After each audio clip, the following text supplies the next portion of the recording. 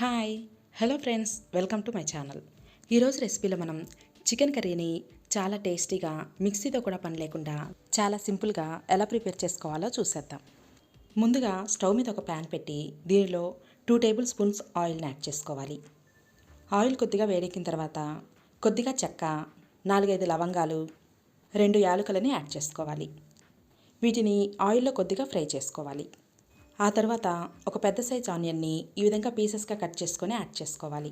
ఈ ఆనియన్స్ని లైట్గా గోల్డెన్ బ్రౌన్ కలర్ వచ్చేంత వరకు ఫ్రై చేసుకుందాం. ఇక్కడ నేను 1/2 కేజీ చికెన్ని యూస్ చేస్తున్నానండి. ఇప్పుడు దీనిలో 1 స్పూన్ అల్లం మరియు వెల్లుల్లి పేస్ట్ని యాడ్ చేసుకుందాం. ఈ అల్లం వెల్లుల్లి పేస్ట్ కూడా పచ్చివాసన పోయి మంచి సువాసన వచ్చేంత వరకు వేయించుకోవాలి. ఆ తర్వాత దీనిలోకి శుభ్రంగా కడిగి పెట్టుకున్న చికెన్ని యాడ్ చేసుకుందాం.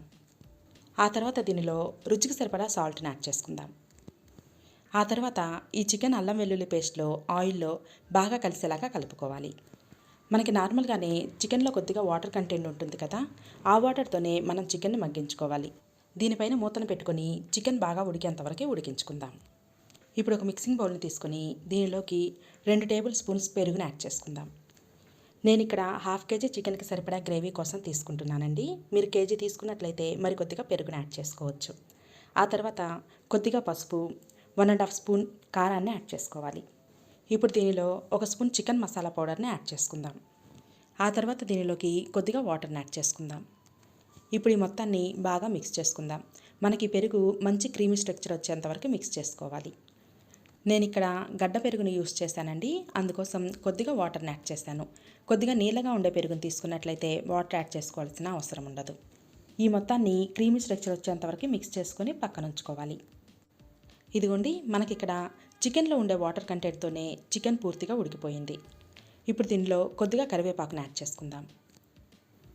ఇప్పుడు దీనిలో మనం ముందుగా మిక్స్ చేసి పెట్టుకున్న పెరుగు మిక్స్చర్ని యాడ్ చేసుకుందాం. ఇప్పుడు ఈ మొత్తాన్ని ఒకసారి బాగా కలుపుకొని మరొక 5 నిమిషాల పాటు ఉడికించుకోవాలి. ఇప్పుడు స్టవ్ని మీడియం ఫ్లేమ్లో ఉంచుకొని మూత పెట్టుకుందాం. 5 నిమిషాల పాటు ఉడికిన తర్వాత మనకి చికెన్ కర్రీ ఇలా రెడీ అయిపోయింది. ఇప్పుడు దీనిలో 1/2 కప్పు వరకు వాటర్ని యాడ్ చేసుకుందాం.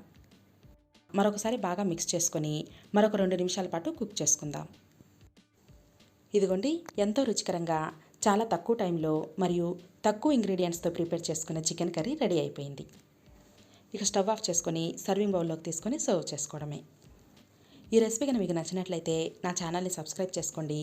సబ్స్క్రైబ్ చేసుకొని పక్కనే ఉన్న బెల్ ఐకాన్లో ఆల్ అనే ఆప్షన్ని టచ్ చేయండి. అంతేకాకుండా వీడియోని లైక్ చేయండి. ఫ్రెండ్స్కి మరియు ఫ్యామిలీ మెంబర్స్కి తప్పకుండా షేర్ చేయండి.